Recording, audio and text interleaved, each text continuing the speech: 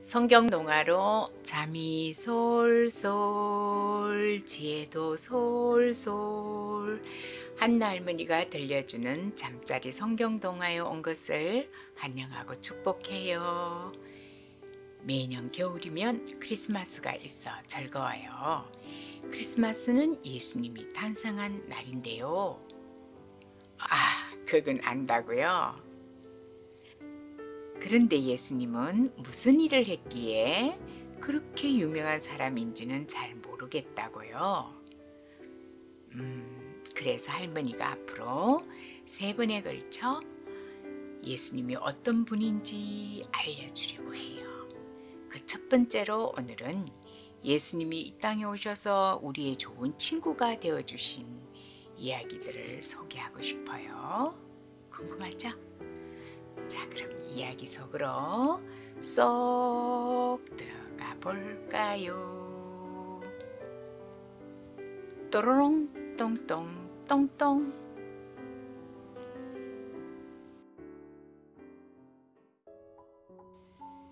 예수님이 우리의 친구가 되어주신 그 첫 번째 이야기, 예수님도 우리처럼 세례를 받으셨대요. 소년 예수님은 어느덧 자라서 어른이 되었어요. 30살이 되자 예수님은 하나님께서 명령하신 일들을 하기 시작하셨어요.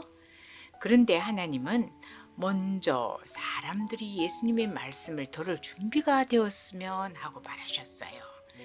그래서 예수님의 사촌인 세례 요한을 보내서 사람들에게 죄를 깨우치도록 하셨어요. 하나님 나라가 가까이 왔습니다. 잘못을 뉘우치고 착한 일에 힘쓰세요. 세례 요한은 광야에서 살았어요. 낙타털로 만든 옷을 입고 메뚜기와 돌꿀을 먹으며 살았대요. 온 이스라엘 사람들은 요한의 말을 듣고 죄를 뉘우치며 요단강에서 세례를 그에게 받았어요. 더러운 것을 물에 씻으면 깨끗해지는 것처럼 하나님은 우리들의 마음을 깨끗하게 되기를 바라셨던 것이지요. 어느 날 예수님도 세례 요한을 찾아왔어요. 나에게 세례를 베풀어 주십시오. 요한이 깜짝 놀라서 말했어요.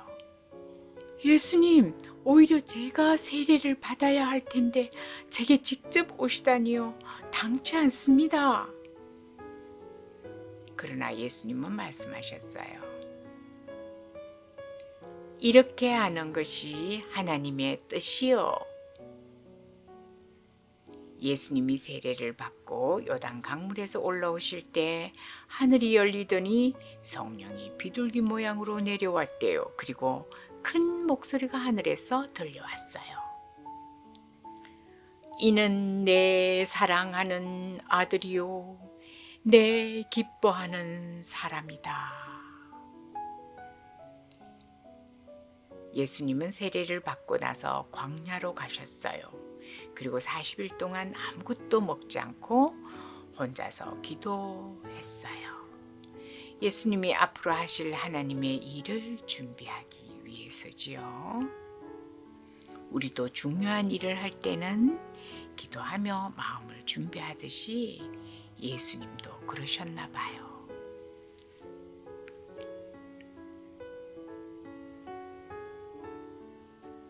두 번째 이야기 해볼까요? 제자들과 함께한 예수님 이야기예요. 사람들은 예수님이 하시는 말씀을 듣기 좋아했어요. 어느 날 예수님은 갈릴리 호숫가에 있는 고기잡이 배에 올라서 하나님에 대해서 가르치고 있었어요. 말씀을 마친 후 예수님은 베드로에게 저쪽 깊은 곳으로 노를 저어가서 그물을 던져보시오. 그랬더니 베드로가 대답했어요. 예수님, 저희는 밤새도록 열심히 그물을 던졌지만 아무것도 잡지 못했어요. 하지만 예수님이 말씀하신 대로 한번 해보겠습니다. 베드로와 그 형제 안드레가 깊은 곳으로 노를 저어가서 그물을 던지자 이게 웬일이죠? 순식간에 그물이 찢어질 정도로 물고기가 많이 잡혔어요. 베드로와 안드레는 다른 배에 타고 있던 어부 야고보와 요한에게 소리쳤어요. 어이, 이리 와서 좀 거들어주게나. 어부 4명은 낑낑대며 겨우 배 위로 그물을 끌어올렸어요. 분명 얼마 전까지만 해도 물고기가 한 마리도 없었는데 밤새도록 고기를 잡으려고 그렇게 애를 썼던 베드로와 야고보, 요한은 정말 신기한 일이라고 생각했어요. 베드로는 예수님이 그렇게 하셨다는 것을 알고 예수님 앞에 무릎을 꿇었어요. 예수님, 당신은 정말 훌륭하신 분이십니다. 예수님도 미소를 지으며 말씀하셨어요. 두려워하지 말고 오늘부터 나를 따르라. 너희는 이제 사람을 낚는 어부가 될 것이다. 그들은 그 자리에서 배와 그물을 놓고 예수님을 따라갔어요. 그들은 예수님의 제자가 되는 것이 기뻤거든요. 바로 이들이 예수님의 일을 앞으로 세상에 전파할 예수님의 제자였어요. 제자들과 함께 우리의 친구가 되신 예수님 이야기를 이어가 볼게요. 이번엔 폭풍도 멈추게 한 예수님 이야기예요. 어느 날 저녁 예수님은 배를 타고 갈릴리 호수를 건너고 있었어요. 예수님은 하루 종일 사람들에게 말씀을 가르치고 아픈 사람을 낫게 고쳐주느라 몹시 피곤하셨어요. 그래서 예수님은 배를 타자마자 곧바로 바닥에 누워 깊이 잠에 드셨어요. 갈릴리 호수는 잔잔했어요. 그런데 배가 해안에서 멀리 나갔을 때 바람이 점점 강해지더니 천둥과 번개가 치고 큰 풍랑이 일었어요. 철썩 철썩 쏴 구르릉 쾅쾅. 성남 파도의 작은 배는 이리저리 밀려다녔죠. 제자들은 온 힘을 다해 배를 똑바로 세워보려고 했지만 허사였어요. 작은 배는 파도에 떠밀려 뒤집히 일보 직전이었어요. 모두 조심해! 한 제자가 외쳤어요. 큰 파도가 덮치면서 배 안에 물이 들어오기 시작한 거예요. 어느덧 배 안은 물로 가득 차게 되었어요. 하지만 예수님은 여전히 곤히 잠들어 계시네요. 제자들은 이제 겁이 났어요. 물에 빠져 죽을지도 모른다는 생각에 잠들어 계신 예수님을 흔들어 깨웠어요. 예수님, 예수님, 어서 일어나 보세요. 우리 모두 죽게 생겼어요. 잠에서 깬 예수님은 이렇게 제자들을 오히려 야단치셨어요. 왜 그렇게 무서워하느냐? 너희의 믿음은 아직도 적구나. 그리고는 곧 폭풍이 몰아치는 바다를 향해 말했어요. 갈릴리 호수를 하도 넓어서 바다라고도 그때 사람들은 불렀대요. 바다야 잔잔해져라. 바람아 멈춰라. 예수님의 말이 끝나자마자 갑자기 모든 것이 조용해졌어요. 거센 바람도 그친 파도도 이제 찾아볼 수 없게 되었어요. 갈릴리는 언제 그랬느냐는 듯이 잔잔한 호수가 되었어요. 제자들은 그것을 보고 깜짝 놀랐지요. 도대체 바다도 꼼짝 못하게 다스리시는 저분은 누구시지? 그날 이후로 제자들은 예수님을 더욱 존경하게 되었어요. 바람과 바다도 예수님께 순종했으니 말이지요.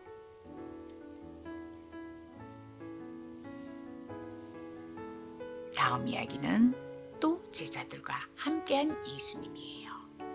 물 위를 걷는 이야기지요. 밤이 되었어요. 예수님은 혼자 기도하고 싶으셨어요. 너희들 먼저 건너가거라. 제자들은 예수님을 남겨두고 배를 타고 건너편을 향해 갔어요. 그런데 멀리서 하얀 무엇인가가 배 가까이로 다가오기 시작했어요.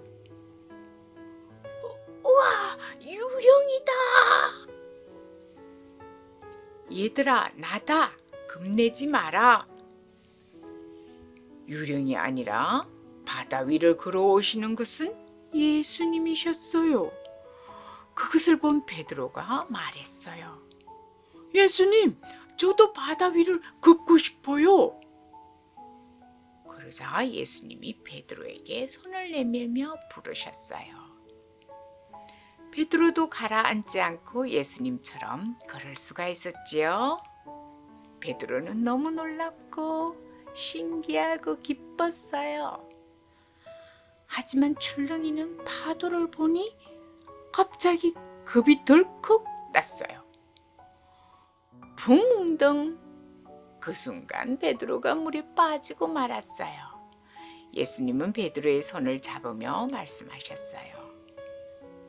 믿음이 적구나. 왜 의심을 했느냐? 그리고 베드로와 함께 배에 올라탔어요.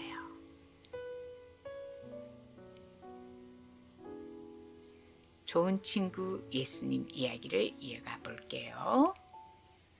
5,000명을 먹이신 예수님.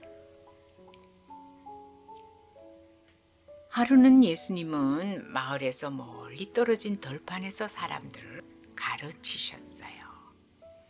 어느덧 날이 저물어 가지만 사람들은 집으로 돌아가지 않고 예수님의 말씀을 즐겨 듣고 있었어요. 하지만 시간이 갈수록 그곳에 모인 수천 명의 사람들은 점점 배가 고파졌어요. 여기저기서 꼬르르 꼬르르 소리가 들려오는 거예요. 예수님이 제자들에게 말씀하셨어요. 너희가 먹을 것을 주어라. 제자들이 놀라서 물었어요. 예수님, 이렇게 많은 사람들에게 음식을 사줄 돈이 어디 있나요? 그리고 여기는 지금 허허벌판이라 음식을 파는 것도 없지 않습니까? 예수님은 다시 말씀하셨어요. 여기 모인 사람들 중에 음식을 가지고 있는 사람이 있는지 한번 찾아보아라. 그러자 안드레가 말했어요. 어떤 소년이 빵 5개와 생선 2마리 같은 작은 도시락을 예수님께 드리고 싶어 합니다요. 하지만 그것 가지고는 이 많은 사람들한테는 턱도 없지요. 예수님은 사람들에게 풀밭 위에 무리를 지어 앉으라고 말씀하셨어요. 사람들은 풀밭 위에 무리를 지어 앉아서 기다렸어요. 예수님은 빵 5개와 생선 2마리를 놓고 하늘을 우러러 보시며 감사 기도를 올리셨어요. 그리고 빵과 물고기를 여러 조각으로 쪼개어 제자들에게 주시며 모든 사람들에게 나누어 주라고 말씀하셨어요. 그런데 놀라운 일이 일어났어요. 아무리 나누어 주어도 줄어들지 않는 거예요. 그곳에 모인 많은 사람들은 배가 부르게 먹었어요. 사람들이 식사를 마친 후 예수님이 제자들에게 말씀하셨어요. 이제 가서 남은 음식을 거두어 오너라. 제자들이 거두어 온 음식은 12광주리를 가득 채웠어요. 물고기 2마리와 빵 5개로 5,000명이 넘는 사람이 먹고도 12광주리가 남았대요. 신기한 일이죠? 사람들은 이런 일을 겪고서는 말했어요. 이분은 정말 우리가 기다리는 구원자임에 틀림없어. 라고 말이지요. 우리의 친구 대신 예수님, 그 이야기의 마지막으로 예수님은 어린 아이들을 무척 사랑하셨대요. 그 이야기를 들려줄게요. 예수님에 대한 소문은 전 이스라엘에 퍼졌어요. 어린이가 있는 가정에서도 예수님의 축복 기도를 받고 싶었어요. 얘들아, 드디어 오늘은 예수님 만나러 간다. 아이들은 엄마 아빠를 따라가며 기뻐서 펄쩍펄쩍 뛰었어요. 길이 멀어 다리도 아프고 목도 말랐지만 예수님을 만날 생각에 피곤한 줄 몰랐어요. 엄마들은 말했어요. 이제 곧 만나게 될 거야. 거의 다 왔단다. 조금만 참아. 얼마 후 드디어 사람들은 가르치고 계신 예수님이 보였어요. 하지만 예수님의 주위에는 제자들과 많은 사람들이 빙 둘러서 있었어요. 아빠들은 제자들에게 부탁했어요. 저희는 아주 먼 곳에서 예수님을 만나러 여기까지 왔답니다. 예수님이 아이들의 머리에 손을 얹고 기도해 주셨으면 좋겠어요. 그러자 제자들은 예수님 가까이로 가려는 어린이들을 밀쳐내면서 말했어요. 예수님이 얼마나 바쁘신데요. 이런 아이들까지 만나 달란 말이요? 엄마 아빠와 아이들은 예수님을 만날 수 없다는 말에 기운이 빠져서 터덜터덜 돌아가려 했어요. 그때 누군가가 부르는 소리가 들렸어요. 잠깐, 얘들아, 이리로 오렴.